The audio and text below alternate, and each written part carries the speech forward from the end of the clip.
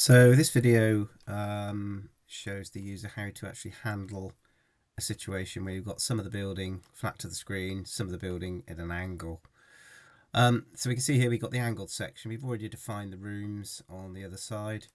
So the first thing we can do, we've got two choices. This building is actually set up with an angle of 45 degrees. So I could always go to display and options and set the orthogonal angle to 45 degrees. If I don't know it, what you can do, up on the view menu, you can use the ortho angle tool, where all you need to do is just click on one end of a line and click on the other so they're parallel. And then when we go to display options, that sets the angle for you. So you've got two choices. If you know it, type it in. If not, use the ortho angle or press F3 on the keyboard. So now when we start defining our rooms this time,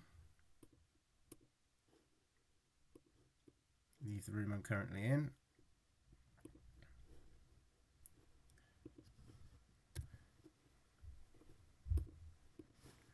The orthogonal will now set itself based on the angle.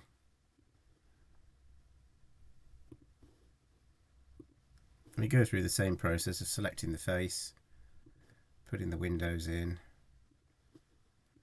putting the height of the windows in,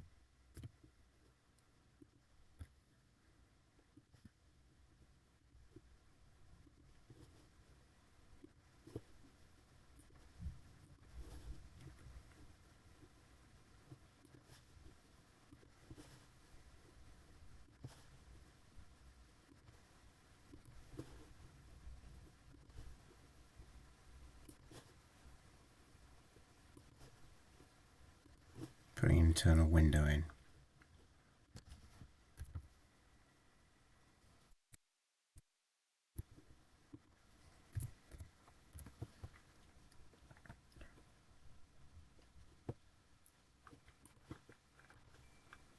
Expose floor, finish. When you put your ceiling tiles in, the ceiling tiles will adopt the same angle as per normal.